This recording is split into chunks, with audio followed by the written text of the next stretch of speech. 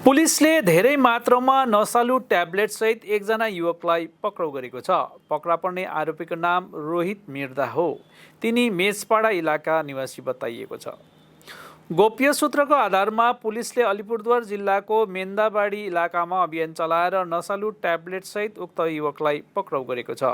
पक्रा पर्ने युवकको नशालु ट्याब्लेट तस्करी गर्ने योजना रहेको थियो। आज तिनलाई अलिपुरद्वार अदालतमा पेश गरियो। পুলিশলে সম্পূর্ণ ঘটনাকে যাচ गरिरहेको छ। আমাদের সোর্স ইনপুট ছিল, সোর্সের মাধ্যমে আমাদের খবর পেয়েছিলাম। তো সেই খবরের বেসিসে আমরা জানতে পারি রোহিত মৃধা বলে একজন ছেলে, যুবক ছেলে, বয়স 30-এর কাছাকাছি, তার বাড়ি মেচপাড়া গুদাম লাইনে। সে এই ব্যবসার সাথে অবৈধ ড্রাগস কন্ট্রাব্যান্ড নিয়ে প্রায়ই ব্যবসা করে।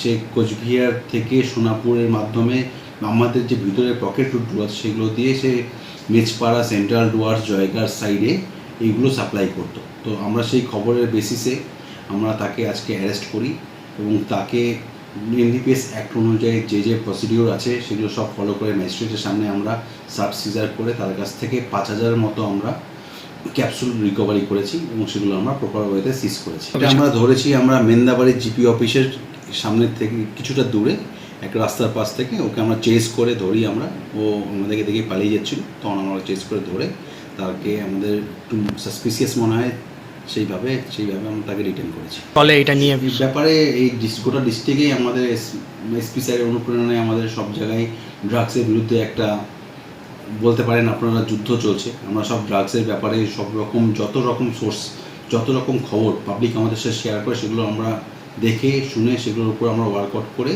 এই কেসগুলো করছি। দেখলেন মেচপাড়ার খবরটাও আপনারা করেছিলেন এর আগে, সেখানেও প্রচুর পরিমাণে উদ্ধার হয়েছিল।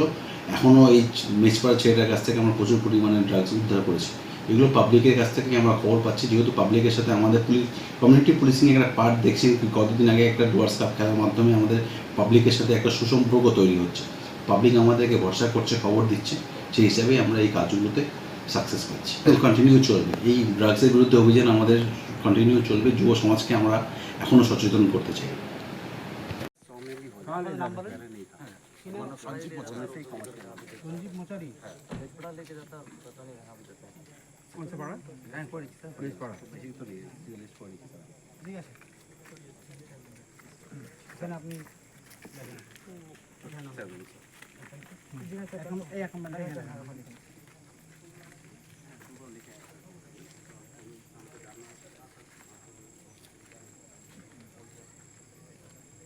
আপনি আসুন।